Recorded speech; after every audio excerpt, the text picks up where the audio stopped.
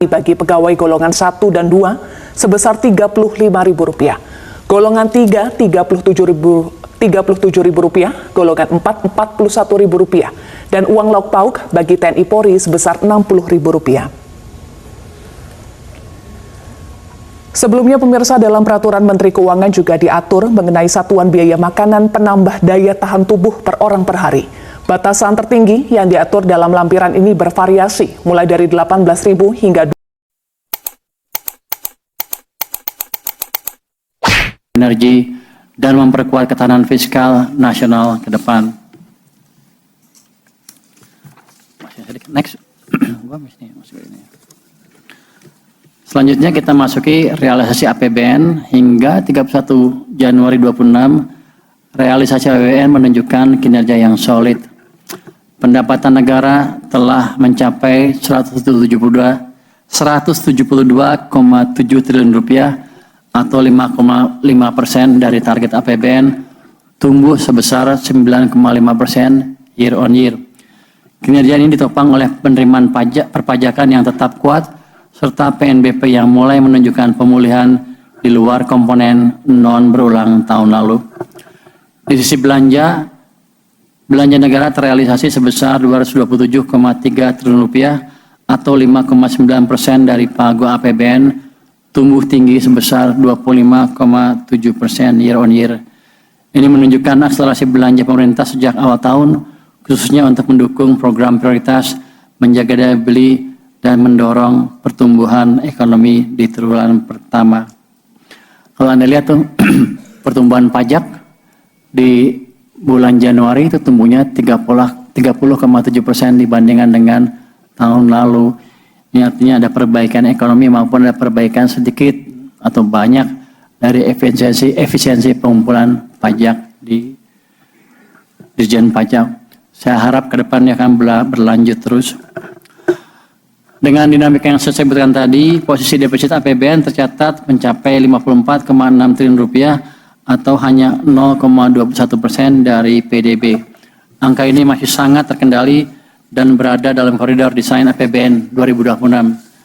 Sementara itu, defisit berkesinambungan primer sebesar Rp4,2 triliun.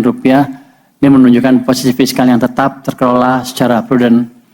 Dari sisi pembiayaan, realisasi mencapai Rp105,1 triliun atau 15,2% dari target, dilakukan secara terukur dan antisipatif untuk menjaga likuiditas serta stabilitas pasar keuangan.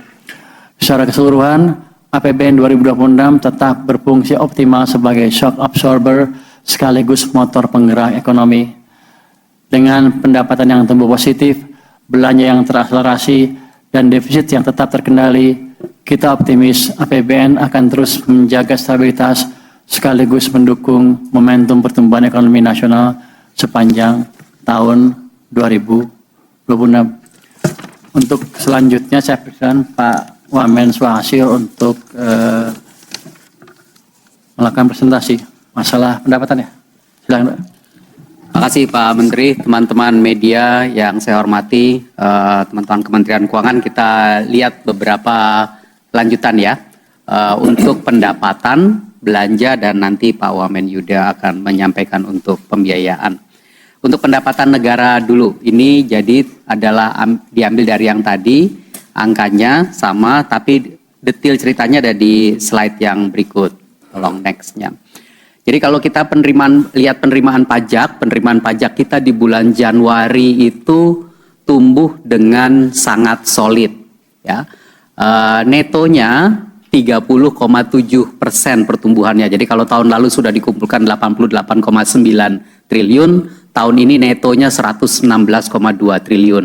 Kalau kita lihat bruto dan restitusinya, maka brutonya itu tumbuh 7% dan ini adalah bagus sekali karena kita tahu pertumbuhan ekonomi kita di Q4 kemarin 5,39%, lalu kemudian ada inflasi 3%. Jadi ini mendekati kepada pertumbuhan ekonomi nominal.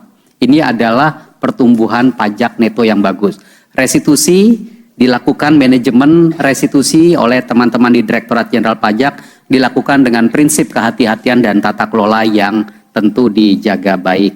Saya juga ingin menunjukkan ke bawah, kalau teman-teman lihat semua, PPN dan PPNBM secara bruto kita kumpulkan 82,6 triliun. Ini tumbuh 7,7% dibandingkan tahun lalu. Teman-teman media, kita ketahui kalau pajak pertambahan nilai itu dibayarkan selama ada transaksi. Jadi ini tandanya bahwa di perekonomian kita transaksi berjalan terus, sehingga ada pembayaran pajak pertambahan nilai serta PPNBM.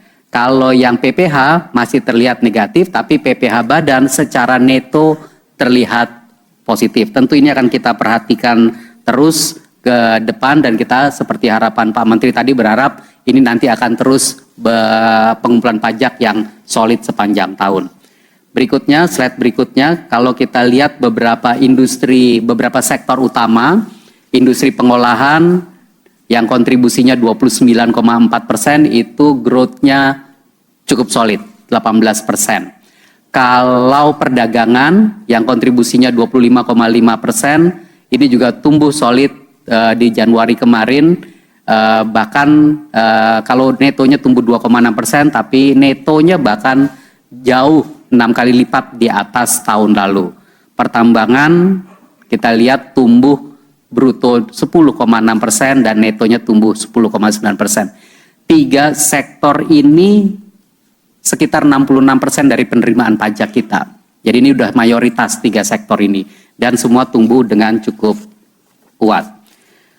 Berikutnya adalah penerimaan kepabeanan dan cukai. Realisasi di bulan Januari adalah 22,6 triliun, 6,7% dari APBN, dan ini kalau dibandingkan dengan Januari tahun 2025, 14% di bawah.